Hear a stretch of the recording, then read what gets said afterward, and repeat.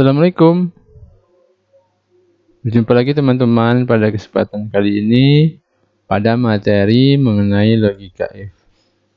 Pada materi logika if ini kita membahas mengenai logika untuk dua kondisi. Pada saat kondisi data kita memenuhi kriteria dan pada saat data kita tidak memenuhi kriteria. Jadi fungsi if selalu mempunyai dua nilai, yaitu value jika benar dan value jika salah. Nilainya jika benar maka apa, dan jika salah apa. Ketika nilainya benar, apa yang akan diperoleh, dan jika nilainya salah, apa yang akan diperoleh. Jadi fungsi if ini untuk menguji nilai pada tabel kita, apakah sesuai kriteria atau tidak. Maka setelah diuji akan dikembalikan nilainya sesuai dengan kriteria yang didefinisikan sebelumnya. Oke, sebagai contoh berikut ini. Kriteria yang telah kita siapkan adalah untuk harga satuan pada kolom E akan kita definisikan pada kolom J. Jika nilainya lebih besar dari 1 juta, maka kriterianya menjadi high. Namun kalau harga satuannya berkisar antara 500.000 dan 1 juta maka menjadi medium. Dan ketika kurang dari 500.000 menjadi low.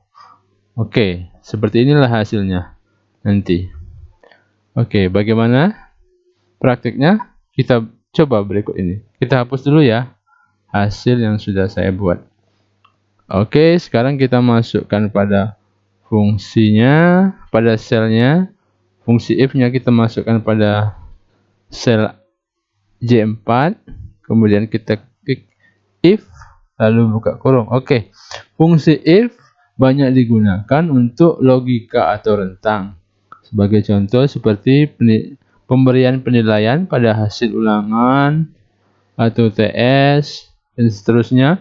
Jadi ketika pada rentang biasanya fungsi if ini banyak lebih kuat digunakan. Namun ketika nilainya didefinisikan secara tepat atau pas, biasanya lebih banyak digunakan fungsi VLOOKUP atau HLOOKUP dan seterusnya. Oke, kita coba berikut ini. Jika saja E4 ini, jika E4 lebih besar dari 1 juta, maka hasilnya adalah high. Pada kondisi ini kita mendefinisikan dari yang teratas dulu supaya fungsinya bisa berjalan dengan benar, bukan dari yang bawah tapi yang dari atas kita definisikan terlebih dahulu sehingga diuji pada nilai yang teratas dulu. Jika salah maka nilainya menjadi apa? Jika E4-nya berada pada rentang lebih besar sama dengan 500.000, maka nilainya menjadi medium. Kita tidak perlu lagi menambahkan fungsi karena fungsi pada kondisi yang pertama sudah diuji nilainya yang lebih besar dari 1 juta. Maka ketika nilainya kurang dari 1 juta, kita definisi berikutnya adalah lebih besar dari 500.000. Berarti kondisi yang antara 500.000 sampai 1 juta. Jika salah, kriteria yang terakhir adalah low, otomatis low karena diuji pada logika yang berikutnya.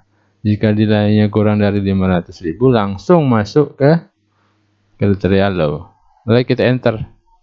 Ya, terlihat sudah ada tadi tanda kurung hitam, artinya sudah cukup tanda kurungnya. Kita enter. Nah, sekarang kita dapatkan hasilnya. Sudah high untuk nilai harga satuannya lebih 1 juta, medium antara 564.000, 499 loh. Bagaimana kalau 500.000 ya? Kita coba. 500.000 masuk medium karena berada pada kategori 500.000 sampai dengan 1 juta. 500.000-nya masih masuk karena ada tanda sama dengan. Kalau dia pas 1 juta bagaimana? Tetap medium karena high itu haruslah lebih besar dari 1 juta.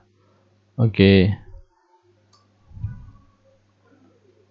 Baiklah teman-teman, mungkin itu materi pada kesempatan kali ini. Semoga bermanfaat.